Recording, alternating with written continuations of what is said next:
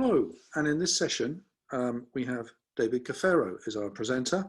He's Director of Information in the Information Security Office at Capital One, and he's joining us from Virginia today. Good morning, David. Good morning, Matthew. And the theme is DevSecOps. Augment your app security framework by developing a DevSecOps approach. So a very hot topic, and a topic that's become hotter as a result of the COVID pandemic and the increase around the world in working from home, but of course, a particular impact on financial services firms that have, generally speaking, coped so well. Nonetheless, security concerns have been put into a new context by COVID, and I know David's going to talk about that. If you have questions, please use the Q&A button to the right of your screen, and we'll try and leave some time for me to put those questions to David at the end of his presentation. And with that, I hand over to you, David. Oh, thank you. And thank you all for joining. Yes, so I'm David Cafaro. As Matthew mentioned, I'm Director in our Information Security Office at Capital One. Just for a little background on myself, I've been in the tech industry for a little over 2 decades now, and in a lot of different industries, everywhere from environmental labs to university to government contracting, and for the last 4+ years, the financial service industry. And in those years, I've worked in a variety of roles, just because I have such a varied interest in all things tech, everywhere from software development to systems engineering, architecture, and admin. And because I've had kind of those drop-ins in several different roles, and a lot of consulting related work in many of those roles, the idea that when DevOps started becoming kind of a thing, it didn't seem like a big change for me. Like I'd already had a lot of experience on both sides of the aspect of it, and I kind of grabbed a hold of it and really thought about, like, how do I bring my passion for information security into it? And that's really what I wanted to, this talk to be a lot about, is like, why we do DevOps and why security is a component of that aspect. And this is based on a lot of that, decades of experience I've had working in the development roles, the operations role, and the last decade or so of this focus on information security that I've had. And so let me go ahead and get slides started. Okay. So, and we talk about I'm hopeful that most of you at some point are either involved in some kind of DevOps work, or transformation towards more of a DevOps model, or at least at minimum familiar with it. But I did want to kind of start off and frame this discussion around thinking about like, what is DevOps and why it's important. And the key things that I like to focus on are the fact that DevOps is a process.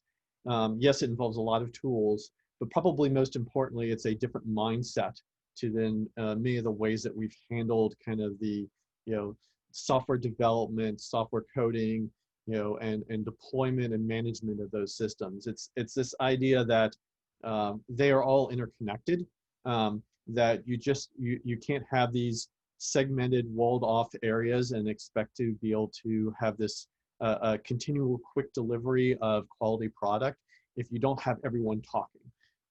So I look at DevOps as being a mindset around communication, sharing, collaboration.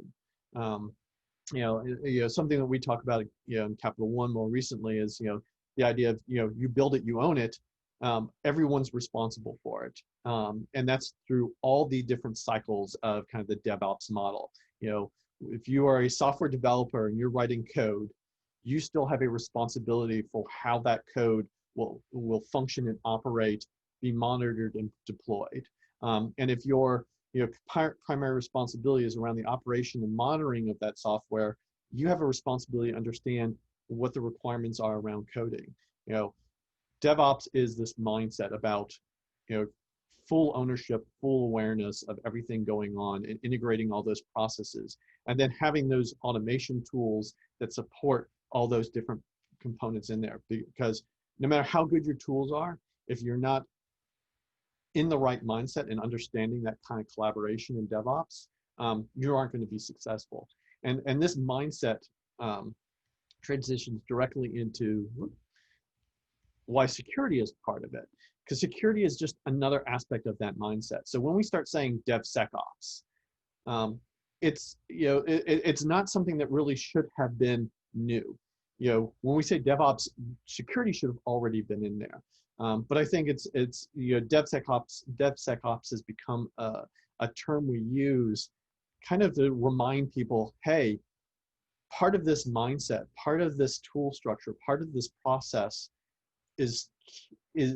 has a key component of security, and understanding where security tools tie into all that process, where education ties into it, where knowledge ties into it, and where responsibility for security ties into it. The DevSecOps mindset, and things that start, like training, responsibility, collaboration, risk management, and as I put it, yes, the tools as well. Security training, I think, is often kind of thought of as, this is how, these are the things you shouldn't do, versus necessarily these are the things you should be doing. So one of the things that I focus on a lot in my role is helping people have the knowledge and the, again, mindset of, these are the things we do related to security that allow us to be successful, to allow us to deliver products that are not just fulfilling the functional requirements that we've set, but deliver those functional requirements in a secure manner. So not so much of, hey, don't do this, but hey, when you're building, do these things. Remember to properly encrypt your data storage, and remember to add in leverage these credential tools to properly manage your credentials. Use integrate in with this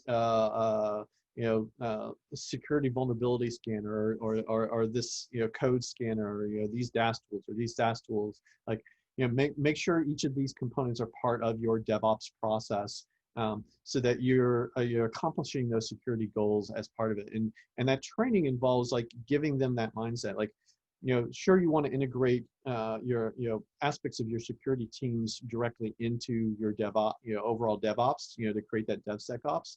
But it's not just saying, hey, now there's a security person on the team, everything's solved. Everyone in that team, just like the operations people should understand what the coders are doing and why they're doing it, and the coders should understand why the operations people are doing, monitoring or deploying or running their tools the way they do. Both of those groups need to understand, why security focuses on certain things, and they should get that basic security training in there. And the security people themselves need to understand why the coders are doing what they're doing, and why the operations people are doing what they're doing. The security person coming in and only focusing on, like, how do I keep the attacker out, without understanding what are the requirements and what are the driving forces of the coders or the operations people, is always going to be fighting an uphill battle, because they haven't grasped the whole situation. And information security is about situational awareness, and that's why we have threat intel teams and all that. That's part of that the awareness of the situation, the situational awareness. But again, an equally important part of that is having that situational awareness of the DevOps team.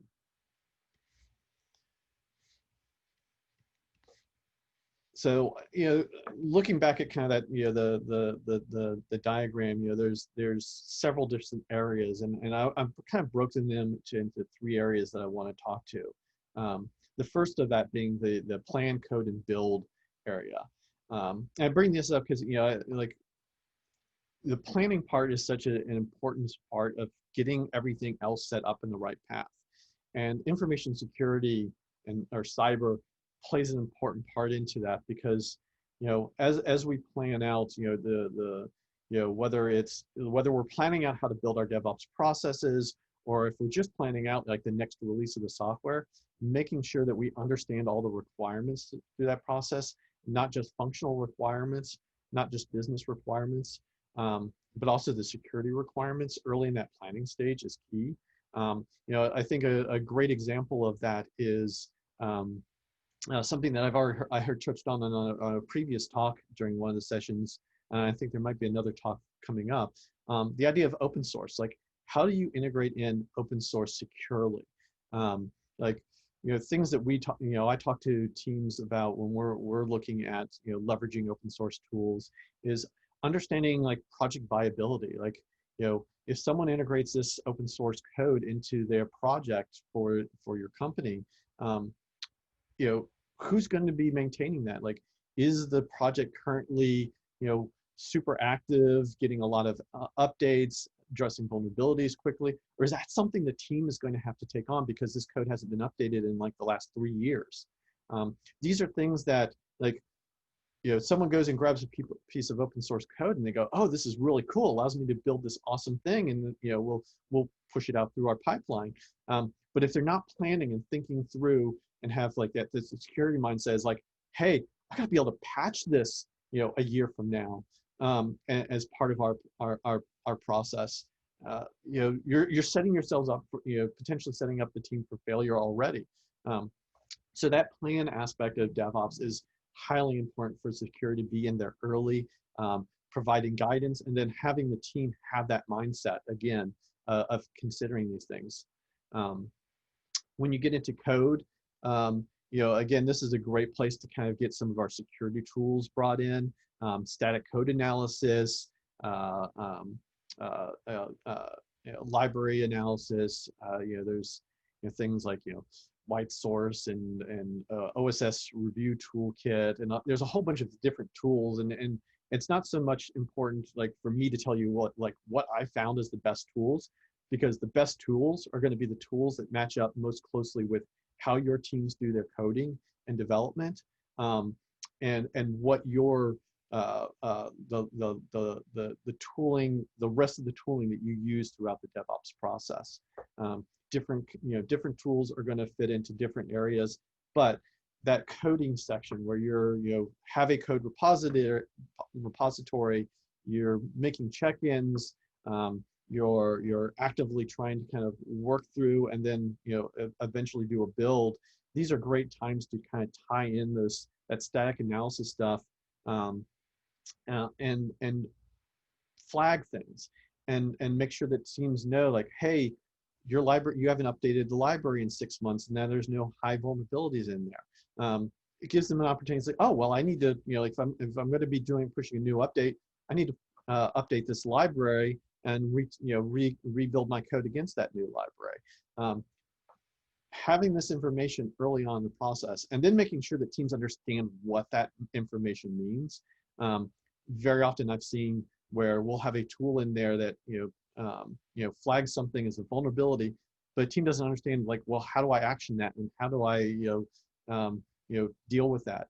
You know, kind of going back to that earlier planning section, making sure that teams understand very clearly, like, when something, you know, is flagged, that means update this, re-pull it into your code base, re-pull it into your build process, so that it becomes just the natural flow of, hey, you got flagged, you have an old library that needs updating. Okay, I'll update the library, re-push, good to go. You know, the idea is, like, DevSecOps, just like DevOps, is about automating and smoothly transitioning from every process, and that includes the security process.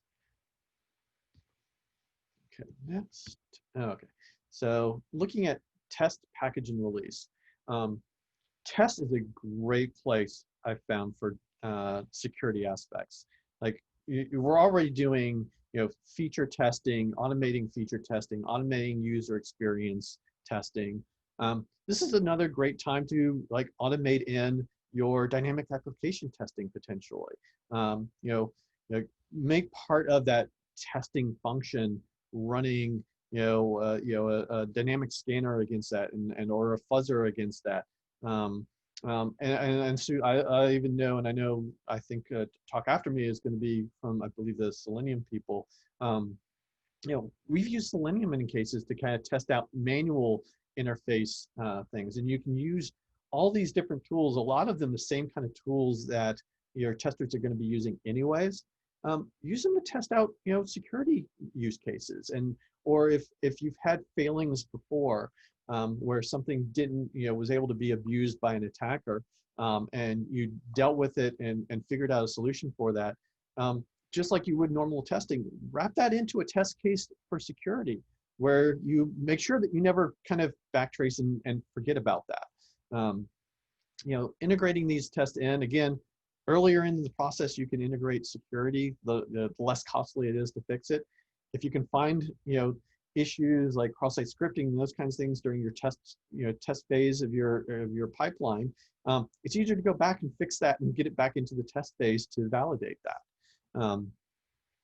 When we get to packaging, this kind of the packaging can frequently align with, again, some of the things that we may have been doing in coding as well, depending on how you built out your DevOps process. But packaging is another opportunity to, like, if you're pulling in, libraries or containers or other things into your delivery package that weren't necessarily part of your code repository. Again, it's an opportunity to kind of do some of your, more static type of testing of, checking for, old versions of libraries, vulnerabilities in libraries.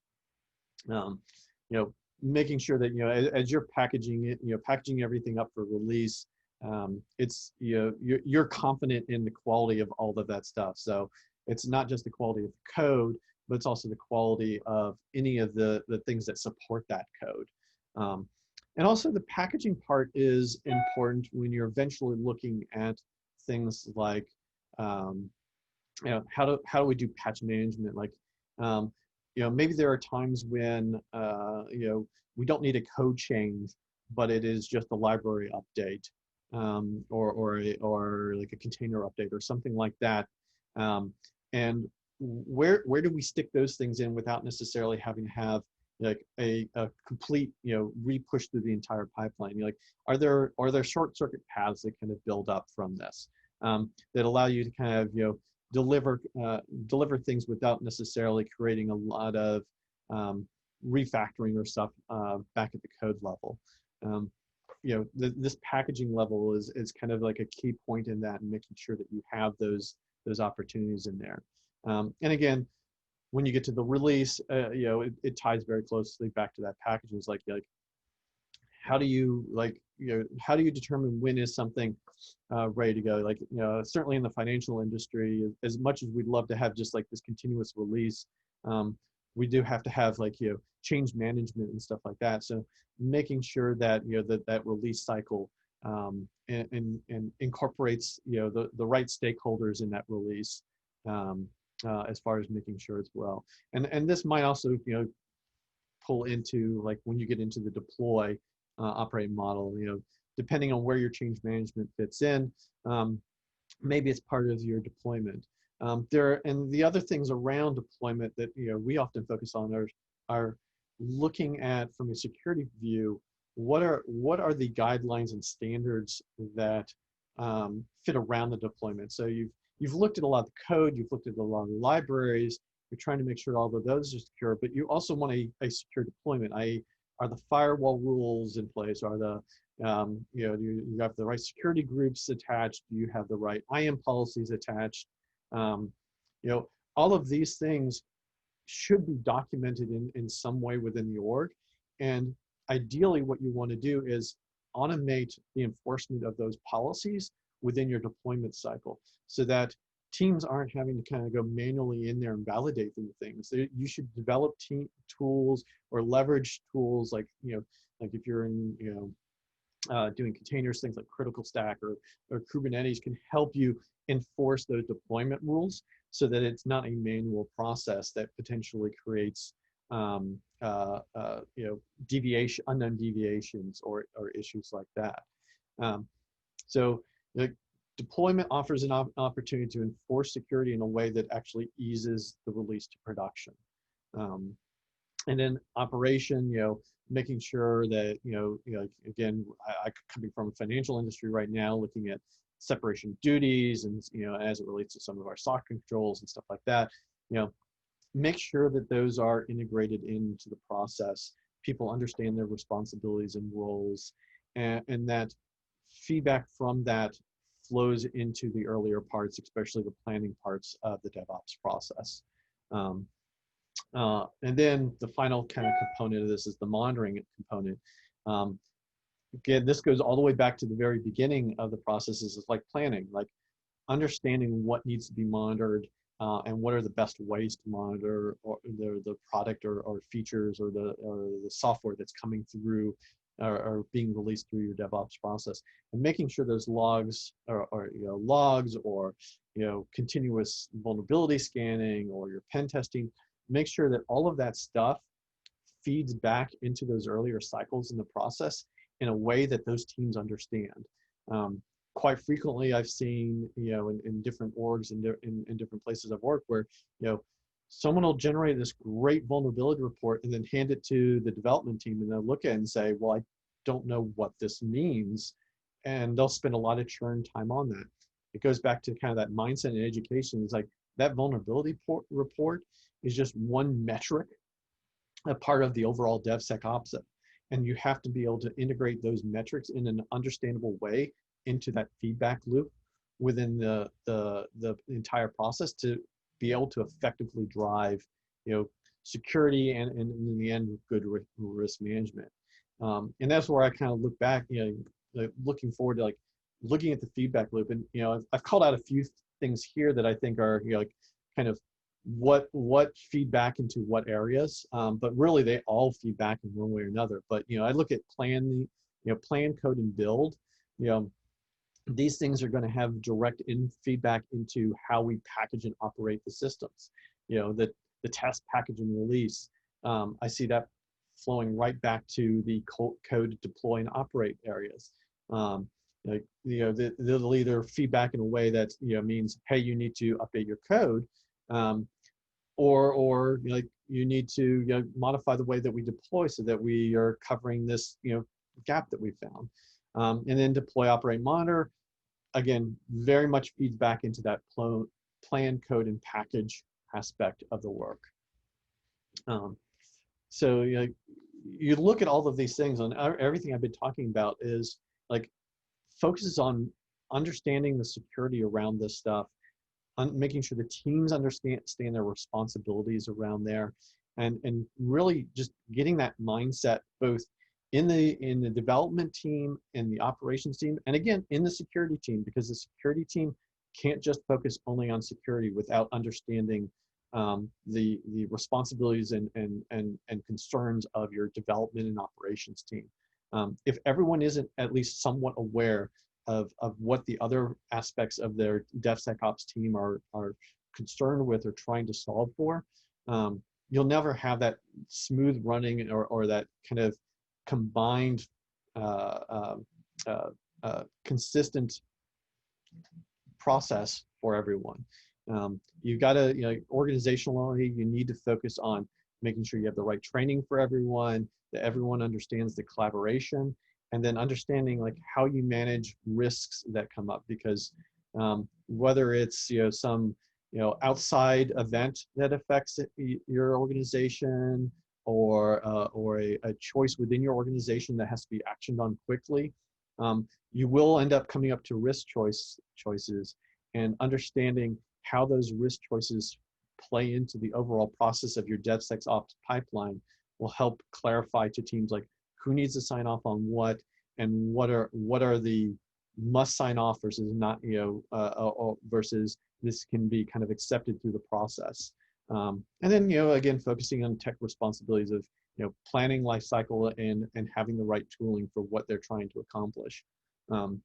There's a lot of opportunities for pulling in security tools into multiple areas of the process that I've talked about. But the right tool will depend on what you're trying to accomplish and how you're trying to accomplish that. And to do that, you've got to have the right planning and have that security mindset as part of that DevSecOps mindset. at the table. And with that, just wanted to leave two things up there for you all. Hopefully some of you have already kind of looked at the O'Reilly book, Effective DevOps. I think it talks a lot, especially at the beginning, about like this mindset of DevOps. And then I just would like you to, like, as you're reading that, think of that as, you know, as it relates to both that, you know, the DevOps as well as the DevSecOps mindset. And this Cloud Security Alliance has been putting out some recent papers on the 6 pillars of DevSecOps, which I think again kind of talks to that idea of, you know, like having the right mindset. So again, there's so much to talk on this, and hopefully I've given you a kind of a great starting point for your own, journey into this. And I think at this point we got a little bit of time left for some questions. Yeah, absolutely. Thank you so much, David. Great presentation. We do have a couple of questions. I actually wanted to ask one from myself. First, we talked, well, I talked in my introduction to your presentation about the impact of the COVID and the increased home working, dramatically increased home working. That presumably has thrown quite a few issues around security into perspective. What do you think we've learned? You know, interestingly enough, I think, you know, at least, you know, from a Capital One perspective, like most of the impact was just making sure people were okay. You know, our technology stack actually supported the vast majority of this, and we had already done a lot of the work we needed to do beforehand. But, you know, we look at COVID, I think the main thing was, you know, like being able to kind of rapidly adjust to some of the new things, like when we were trying to make enhancements to tools that we, you know, internally develop. We had to balance the speed of that with risk. So kind of when I was talking about, you know, like understanding how risk management plays into DevSecOps,